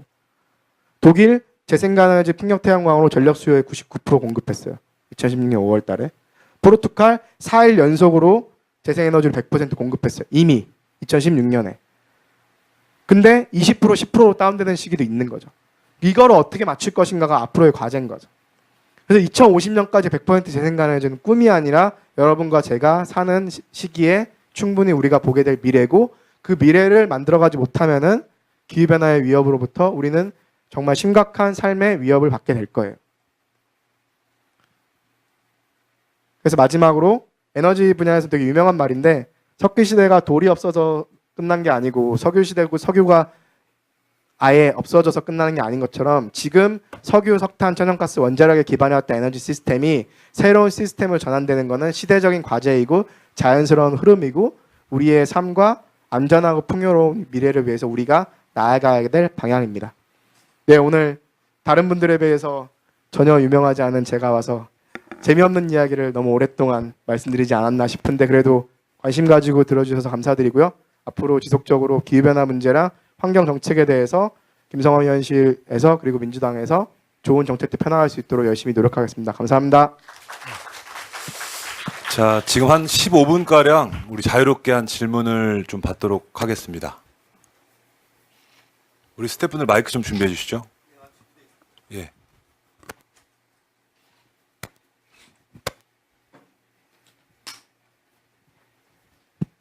네, 저는 강연을 굉장히 감동적이게 잘 들었습니다. 그리고 너무 슬펐어요. 제 딸아이가 6살인데 사실은 민주시민 정치 이런 분야, 생활정치 분야에 관심을 갖게 된 것이 우리 아이가 살 세상에 대해서 고민을 하기 시작하면서 이제 공부를 하게 됐는데요. 우리 후손, 우리 딸아이가 살 세상이 저렇다라는 자체가 굉장히 좀 울컥했습니다. 제가 묻고 싶은 질문은 저는 전공이 커뮤니케이션입니다. 그래서 최근에 이제 한국 공동체와 관련한 그 한국 커뮤니티 커뮤니케이션 연구소라는 걸 이제 시작하고 있는데요. 이야기하고자 하는 것은 과학자들이, 저도 사회과학을 하고 있지만 과학자들이 자신만의 언어로 이런 이야기들을 시민들에게 하는 것이 얼마나 효과적일까라는 얘기들을 좀 드리고 싶습니다.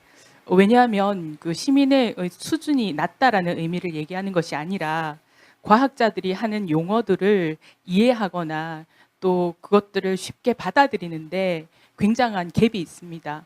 그래서 그런 부분들을 좀 더 쉽고 또 간편하고 정말 감동적이고 그들의 삶에 적용할 수 있는 방식의 어떤 고민들을 해야지 이런 중요한 이야기들을 더 깊이 그들의 삶에서 행할 수 있을 거라고 생각을 하거든요. 지금 나오신 그 여러 자료들도 굉장히 중요한 자료인데 우리가 쉽게 구하기는 힘듭니다.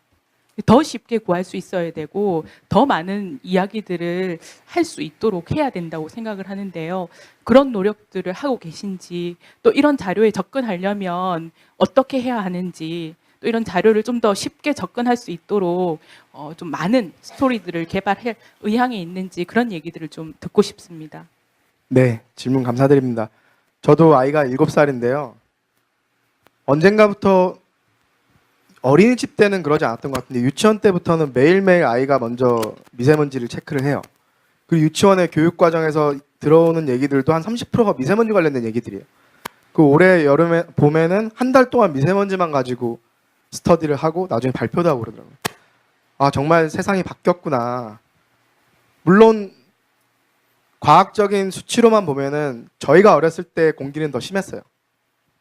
근데 그동안 많이 개선되다가 다시 또 악화되는 부분이 일정 부분 있으니까. 그리고 제가 그린피스에 있을 때는 동아시아 그린피스에 있었기 때문에 저희 동료들이 베이징, 홍콩, 타이페이, 서울 4군데 같이 있거든요. 가끔 이제 중국, 베이징 동료들 출장을 가면은 만나러 출장하면은 저희 한 50, 60 찍을 때 거기는 1000을 막 찍었어요. 수치가. 정말 심각한 상황이었거든요. 근데 중국도 많이 줄이고 있고 지금 많이 떨어졌어요. 그 국내도 여러 가지 정책들이 들어가고 있는데 삶 자체가 바뀌었다는 생각을 많이 하게 되는 거죠. 그리고 아까 말씀하신 것처럼 과연 어떤 세상을 아이들에게 물려줄 것인가에 대해서 개인적으로 되게 고민이 많고요. 저 개인적으로 아는 선배님은 생태경제학을 뉴욕에서 공부하셨는데 2주 전에 한번 아침에 출근하면서 7시에 통화를 하는데 우시는 거예요, 통화를 하다가. 그래서 너 좀 당황스러워서 왜 그러시냐 그랬더니 아침에 갑자기 그 생각이 들으신 거예요. 왜냐하면 너무 잘 알고 있는 과학자니까 본인도 아이 둘이 있는데 이런 세상을 아이들에게 물려주는 것 자체가 너무 죄스럽다 해서 저는 울 정도는 아직 아니거든요. 제가 좀 냉담해서 그럴지 몰라도 그래서 그 순간 저도 누구보다 이 과학적인 사실을 잘 알고 있으면서 나도 좀 무뎌진 게 아닌가. 20년 동안 이거를 공부해 왔으니까 그런 측면도 있고요. 커뮤니케이션 정말 중요해요. 커뮤니케이션은 내가 하고자 하는 얘기를 하는 게 아니라 듣고 싶은 얘기를 해줘야 되거든요. 그리고 기후변화라든가 과학적인 부분 되게 어려워요. 그걸 듣다 보면은 패배주의로 갈 수 있어요. 아, 어차피 안 되겠는데? 이거? 그러니까 이미 20년 전부터 전 세계적으로 줄이려고 했는데 지금까지 거의 못 줄였잖아요. 그리고 우리만 잘한다고 되는 것도 아닌 거죠. 그다음 이미 기후변화 진행 중이고 계속 부정적인 기사들만 나오고 계속 350ppm 넘기면 안 된다, 400ppm 넘기면 안 돼, 계속 수치는 올라가기만 하고. 그래서 이런 부분들을 어떻게 쉽게 설명할 수 있을지에 대한 거는 기후변화의 과학자들이나 단체들도 되게 화두예요. 오랫동안 고민해왔다. 그리고 IPCC 아까 제가 얘기한 과학자 단체에서도 아예 그런 부서가 있어요.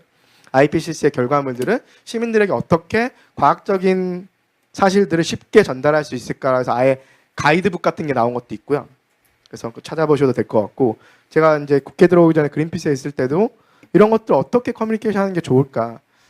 아직 정답인지는 모르겠지만 과학적인 사실들과 공포로 인해서 사람들이 바뀌진 않아요. 그리고 저는 사람들이 논리적이고 이성적이라고 생각하지 않아요. 팩트는 사람들을 바꿀 수 없어요. 팩트로 세상이 바뀌었으면 저는 훨씬 더 좋은 세상이 나왔을 거라고 생각해요. 결국 사람들은 자기가 갖고 있는 가치관, 자기가 경험해왔던 것들, 자기의 감성에 반응해요. 무조건 감성적으로 이해하자는 게 아니라 그 사람이 갖고 있는 가치관에 맞는 이야기를 해줘야 되는 거예요. 어떤 사람은 나는 환경은 별로 필요 없는데 세금이 제대로 쓰였으면 좋겠어. 내가 내는 세금이 정말 제대로 쓰였으면 좋겠어. 그러면 그 분야에 맞춰, 그 가치관에 맞춰서 그 사람의 관심 분야에 맞춰서 기후변화 얘기를 풀어야 되는 거죠. 그리고 이게 이념적인 논쟁으로 가는 건 별로 바람직하지 않은 것 같아요. 환경 문제는 진보의 문제도 아니고 보수의 문제도 아니에요. 이건 생존의 문제고 삶의 문제인 거죠. 그리고 너무 비관적인 얘기들만 계속하는 것도 좋지 않아요. 그리고 그린피스에서도 그러지만 북극곰만 얘기하는 것도 좋지 않아요. 북극곰만의 이야기 같거든요. 뭐 제대로 없어지면 우리 아이가 북극곰 좋아하니까 슬프하겠지만 내가 없어지는 거 아닐 거 아니야, 이렇게 받아들이기도 쉽죠. 그래서 패배주의에 빠지지 않고 희망을 전달해야 되고, 그래서 어떤 희망적인 변화들이 우리 사회에서 일어나고 있는지를 얘기해야 될 거라고 봐요. 그리고 저도 촛불 집회 때 많이 갔었지만 그 전까지 예를 들어서 일본 시민사회를 만나면 이런 얘기를 했거든요. 일본 시민사회들은 한 번도 정부를 바꿔보거나 뭐를 뒤집어 본 적이 없어요. 그래서 막 제가 그분들을 만나면 항상 87년 항쟁 얘기하고 4.19 얘기하고 막 이랬거든요. 그러면서 제 자신이, 저는 그걸 경험해보지 못했잖아요. 87년 항쟁이라든가 4.19를. 근데 촛불 집회는 제가 경험해봤고, 우리 사회에서 거리에 10만 명이 다시 모일 수 있을까? 개인적으로 되게 회의적이었어요. 근데 100만 명이 넘는 사람들이 모이는 거 보면서 물론 그만큼의 큰 사건이 있었죠. 정말 상상도 하지 못하는. 하지만 시민들이 지금 이대로 가면은 우리의 삶이 행복하지 않고 지속 가능하지 않다는 건 누구나 다 체감하고 있다고 생각을 해요. 여기서 변화하는 방향을 잘 찾지 못하고 있는 거죠. 그래서 그런 부분에서의 정치권의 역할이 있는 거고, 그런 부분에서의 언론의, 시민단체의, 과학자들의 역할이 있는 거라서 앞으로 기후변화에 대해서는 지속적으로 좀 커뮤니케이션이 더 많이 돼야 될 것 같아요. 근데 올해 IPCC 1.5도 보고서가 다음 주에 나오면 그것을 기점으로 변화도 좀 있을 거고, 저는 특히 올해 폭염이 우리나라에도 미친 영향이 크지 않을까라고 또 생각을 합니다.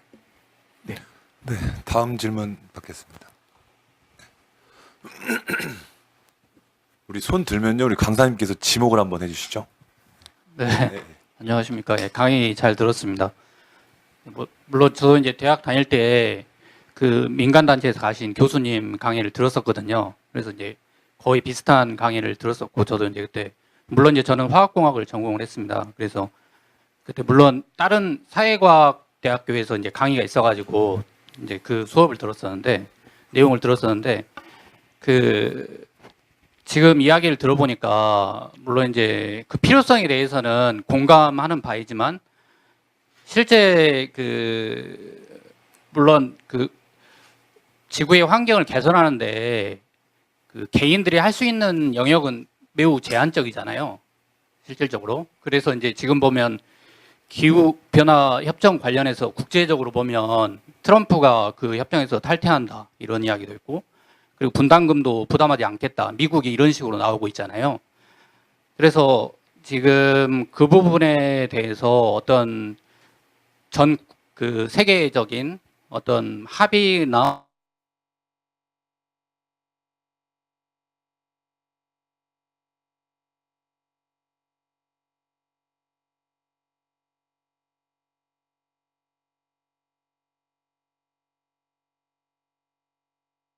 이제 정부를 꾸리고 나서부터 미국의 기후변화 정책이 일정 부분 중앙정부 차원에서 후퇴한 거는 사실인데요.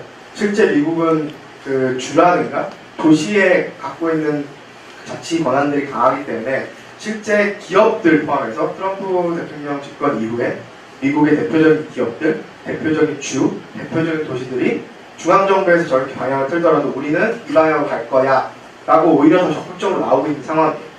그래서 중앙정부 정책이 바뀌었다고 해서 비관적으로 볼 부분도 아니고, 특히나 전 세계의 환경 정책을 주도하는 건 캘리포니아 주거든요. 캘리포니아 주는 전 세계 경쟁으로 제가 기억하기에 5위인가 6위인가 할 텐데, 캘리포니아에서 9월 달에도 이제 GCAS라고 해서 글로벌 클라이밋 액션 서밋이라고 캘리포니아 그 주지사가 이제 전 세계 지방자치단체 리더들, 대표적인 글로벌 기업들 리더들을 모아놓고 어떻게 더 야심찬 기후변화 정책을 펼 수 있을지에 대해서 이제 논의하는 회의도 하고요. 최근에 몇 주 전에 캘리포니아에서, 제가 지금 연도가 정확히 기억 안 나는데 2040년인가 50년까지 캘리포니아 전체 에너지를 100% 재생산 에너지로 가겠다고 선언을 했어요. 선언은 끝난 게 아니라 계획을 지금 수립하고 있고요. 그래서 미국에서 중앙정부에서 약간 후퇴한 건 분명 사실이고, 미국이 전 세계 온실가스 배출 영향이 미치는 건 크지만 여전히 시장은 이미 바뀌어 있고 사회는 이미 변해 있고, 그 다음에 도시랑 주 레벨에서 그 부분에 대해서 완충작용을 하고 있기 때문에 그렇게 비관적으로 개인적으로 보지는 않습니다. 다음 질문. 네. 제일 뒤에 계신 분. 아니야. 저 이제 전공이 금융인데 대체는 그러니까 현재 기술로 뭐 미래를 판단하는 그런 오류는 피해야 된다고 생각합니다. 그래서 내일 모레 이제 국회에서 이제 박영선 중심으로 국회 수소경제 포럼이 창립하는 걸로 알고 있는데요. 되게 친환경적이고 미래 에너지가 되게 각광받고 있고 또 문재인 정부에서도 이제 데이터 경제나 인공지능과 함께 이제 3대 핵심 육성하는 과제로 알고 있는데 혹시 관련해서 제가 알기로는 김선 의원님은 우리 참여를 안 하신 것 같아서 혹시 다른 견해를 가지고 계신지 혹시 궁금해서 질문드립니다. 네, 질문 감사드립니다. 제가 오늘 뭐 의원실 대표에서 나온 건 아니지만 수소경제 같은 경우에는 말씀하신 것처럼 우리가 추구해야 되는 새로운 신기술인 게 맞습니다. 그리고 예를 들어 수송 부분에 있어서도 전기차에만 집중할 필요가 없고 오히려 최근에 세계 시장은 전기차에서 수소차로 넘어오기 시작했죠. 근데 저희 의원실이 갖고 있는 문제의식은 현재 다양한 기술들이 있는데 수소에 집중을 하게 됐을 때 이게 결국에는 재생에너지를 보완해주는 수소연료전지라든가 수소연료전지 차라든가 이런 시스템으로 가는데 되게 중요한 기술이긴 한데 이 시점에서 거기에 과도한 투자가 먼저 몰리는 게 과연 맞을까? 왜냐하면 현재 수소를 우리나라에서 생산할 수 있는 방식은 결국에는 LNG를 개지를 시키는 거예요. 천연가스, 화석연료인 LNG를 개지를 시켜서 수소를 만드는 거죠. 그리고 전기를 만든다고 했을 때 우리나라에서 지금 전기를 생산하는 게 아까 말씀드린 것처럼 70%가 이제 40%가 석탄이고 한 20% 정도가 30% 정도가 천연가스니까 여전히 화석연료 기반의 시스템의 에너지 시스템에서 수소 기술을 개발하는 건 당연히 지지하지만 현재 이 시점에 그게 우선순위인가? 시점을 봤을 때 그리고 다른 기술들과 비교했을 때 형평성이 맞게 투자가 가는가? 이 부분에 대해서 의문점이 있겠네요. 네, 그렇게 말씀드리겠습니다. 마지막 한 분만 좀 받도록 하겠습니다.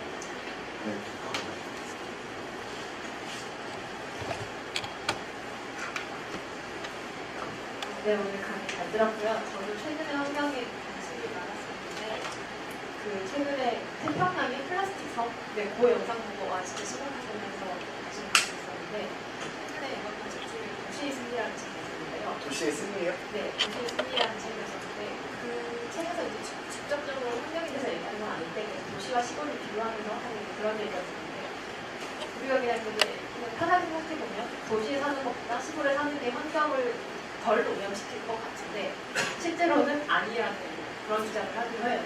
책에서 뭐 예를 들어서 도시에 살면 시골에 사는 것보다 좀 자동차를 덜 타게 되고 대중교통을 이용하게 되고 그리고 시골에 있으면 집이 좀 터지니까 민간방을 더 많이 하게 되면 더 환경이 오염된다 라는 그런 주장을 듣고 되게 생각해보면서 좀 안 들어갔더라고요. 그 책을 읽고 나서 그럼 내가 환경 보호를 하려면 어떻게 해야 되나 하는 생각이 들더라고요. 뭐 리필심을 달에 떠서 쓰는 게 더 나은가? 환경을 보호하는 건가? 아니면 연필을 쓰는 게 환경을 보호하는 건가? 혼돈이 생겨서 어떻게 해야 할지. 네, 질문 감사드립니다. 저도 환경 전공을 하고 공부를 하다 보면 딜레마가 생길 때가 있어요. 예를 들면 머그컵을 쓰는 게 좋은지 종이컵을 쓰는 게 좋은지 그것도 머그컵을 커피를 마시는 데나 쓸 때랑 물을 마시는 데나 쓸 때랑 내가 머그컵을 몇 번을 쓰고 나서 세제를 써서 물을 얼만큼 이용해서 씻은 이 습관에 따라 달라지거든요. 그래서 보통 학문적으로 접근하면 ACA라고 Life Cycle Analysis라고 해서 전과정 평가를 해요. 이 머그컵이 만들어지기 위해서 원료를 어디서 채굴을 해서 거기서 그 원료를 어떻게 수송을 시켜서 어떤 과정에 생산을 해서 그 다음에 나한테 어떻게 배달이 돼서 내가 소비하는 동안에 머그컵을 뭐 8,000회를 썼는지 6,000회를 썼는지 쓰면서 10번에 한 번 씻었는지 5번에 한 번 씻었는지 나중에 이걸 어떻게 폐기하는지 이 모든 과정에서 들어가는 에너지, 자원들 거기서 배출되는 오염물질들 다 평가를 해요. 그래서 사람의 습관에 따라서 오히려 종이컵이 더 환경에 좋을 수도 있어요. 근데 그런 이제 학문적으로 접근하는 방법이고요. 근데 우리가 일상생활에서 환경을 지킨다고 하면 자전거를 좀 타거나 대중교통을 이용하고 그 다음에 텀블러를 들고 다니고 근데 요즘 그러다 보니까 집마다 텀블러 한 5개에서 10개씩 막 있으시잖아요. 그리고 에너지 효율 좋은 TV를 쓰는데 TV가 이제는 거실에도 있고 부엌에도 조그만 거 하나 있고 안방에도 있으면 에너지 효율이 안 좋은 예전에 작은 TV를 거실에서 혼자 보는 거랑 에너지 효율이 좋은 TV를 3개를 돌리는 거랑 어떤 게 더 환경에 좋을지 이런 딜레마들이 많이 생기는 거죠. 근데 일상생활에서 우리가 실천할 수 있는 부분들은 당연히 지속적으로 가지고 가야 되는 부분이지만 아까 보셨다시피 지금 상황이 그렇게 녹록지가 않아요. 저는 개인들의 변화도 매우 중요하다고 생각하지만 동시에 제도적인 변화들, 시장의 변화들, 투자의 변화들 이런 것들이 되게 중요하다고 보거든요. 우리가 살고 있는 시스템 하에서는. 그래서 투자를 바꾸고 돈의 흐름을 바꾸고 기업이 바뀌고 시장이 바뀌어야 제도가 만들어지고 그게 시민들의 의식 개선과 같이 간다면은 우리가 지금 맞닥뜨린 도전을 극복할 수 있지 않을까라고 개인적으로는 생각하는 사람이라서 개인적인 실천들도 되게 중요하지만 그런 실천들을 오히려 어떤 움직임으로 만들어내는 게 중요할 것 같아요. 결국 여기 오신 분들은 정치에 관심이 그래도 좀 있으시겠지만 우리 삶이 모든 게 정치랑 연결이 돼 있잖아요. 그 제도가 만들어지는 거는 정치권 안에서 그 이슈에 사람들이 관심을 가졌을 때 만들어지는 거거든요. 결국에는 내가 갖고 있는 관심을 비슷한 사람들과 공유를 하고 특히나 최근에는 도시들 지역으로 공유 경제가 많아지고 있잖아요. 더 이상 차를 소유하지도 않고 예를 들어 소카라든가 상호명은 언급해도 되죠? 녹화 중이어서 소카라든가 그린카라든가 이런 거 쓰는 분들도 많으시고 저도 저희 아파트 단지 밑에 바로 밑에 그린카가 있거든요. 그래서 개인적으로는 편하게 쓰고 있는데 예전에 10년 전에 2007년 11년 전이고 11년 전에 스웨덴에서 유학 시절에 다른 도시를 갔는데 거기는 그 소카나 그린카처럼 카쉐어링 업체들이 100% 친환경 차만 쓰고 있었어요. 그 당시에 문자 메시지를 받아서 차키 없이 열고 그거를 쓰는 게 너무 신기했거든요. 11년 전에. 근데 그런 공유 경제가 지금 많아지고 있잖아요. 그래서 더 이상 내가 어떤 공구라든가 집에 필요한 물건들을 굳이 소유하지 않아도 지역에서 나눠 쓸 수 있는 그게 어떻게 보면 우리의 예전 방식들이죠. 개인 한 가구당 요즘은 1인 가구도 많아지는데 한 가구당 소유해야 되는 물건들이 꼭 있잖아요. 집 같은 경우에도.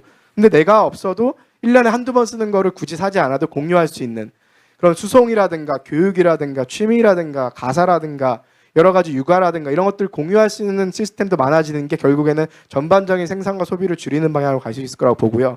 그래서 그런 관심사를 가진 지역에 있는 이웃들과 그런 움직임들을 만들어내고 그거를 어떻게 정치적으로 제도화시킬 수 있는 움직임을 만들어낼까가 저는 한 발짝 더 나갈 수 있는 지금 이 기후변화의 위기의 시대에 살고 있는 시민들의 역할이지 않을까?